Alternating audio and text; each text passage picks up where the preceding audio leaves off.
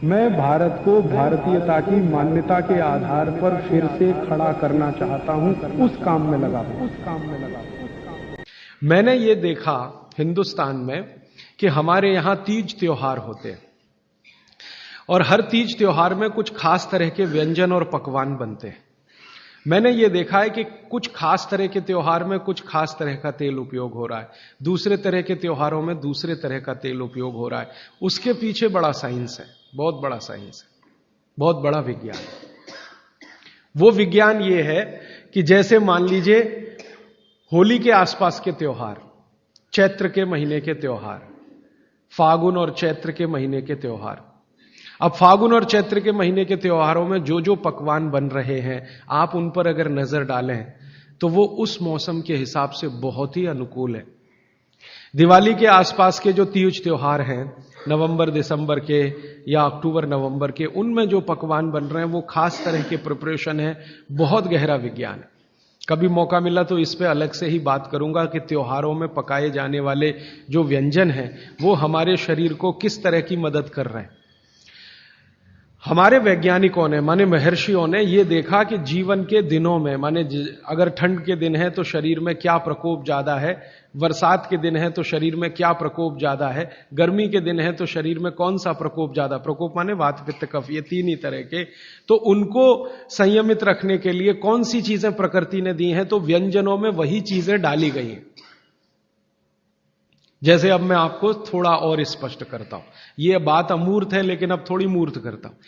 सर्दी के दिनों में जितने भी त्योहार आप मनाते हैं या जितने भी त्योहारों में आप अपने जीवन को लगाते हैं, ये सब त्योहारों में आप देखो भोजन ज्यादा से ज्यादा आपके हिसाब से गरिष्ठ होता है। प्रिपरेशन कुछ इस तरह के होते हैं, जैसे आप तिल खा रहे हैं, सर्दी के दिनों में भरपूर तिल खाया जाता है और तिल के तरह तरह के व्यंजन बनाए जाते हैं। अगर आप गुजरात में रहते हैं तो अड़दिया खाया जाता है, अड़दिया।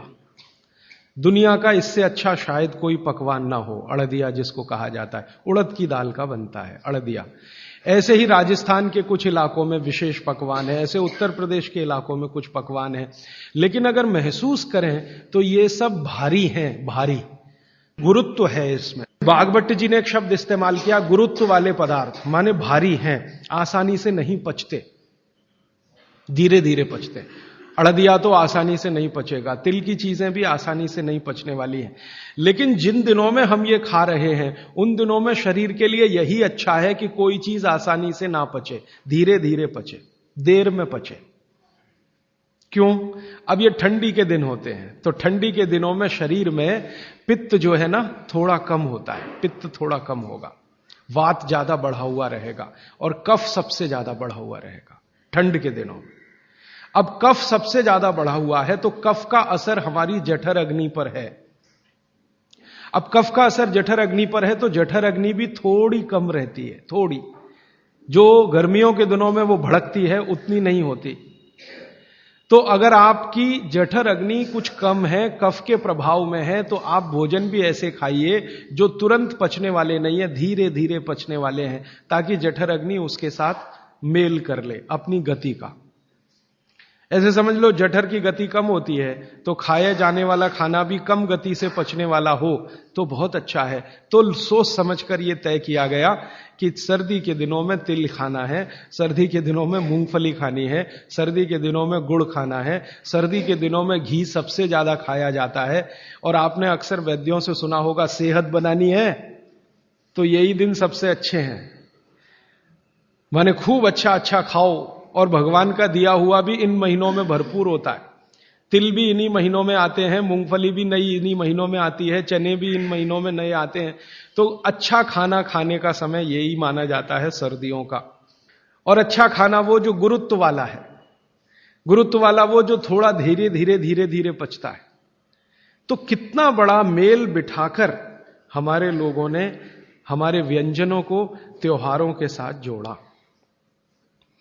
गर्मी के दिनों में उल्टा होता है, गर्मी के दिनों में आपका पित्त भड़कता है, माने अग्नि तीव्र है, तो आप ऐसा खाना खाओ जो जल्दी हजम हो जाए।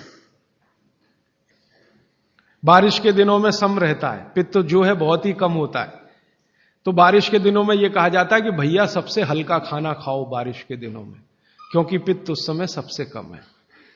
और कई बार तो कहते हैं जी एक ही बार खा लो तो अच्छा है बारिश के दिनों में। और जैन समाज वाले तो जानते हैं कि बारिश के दिनों के खाने में बहुत रिस्ट्रिक्शन है। क्यों जी?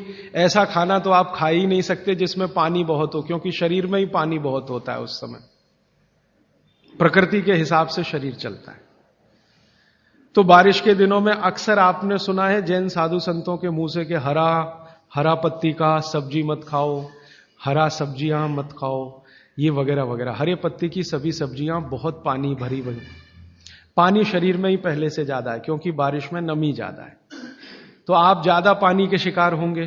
ज्यादा पानी भी अच्छा नहीं है, कम पानी भी अच्छा नहीं है। तो इसलिए साधु संत जो कहते हैं वो भी कुछ विज्ञान के आधार पर कहते हैं। बस अंतर इतना ही है कि हमारे दिमाग में क्यों इतना गहरा घुसा हुआ है कि जब तक क्यों एक्सप्लेन कोई नहीं करता हम ना उसकी बात सुनते हैं ना मानते।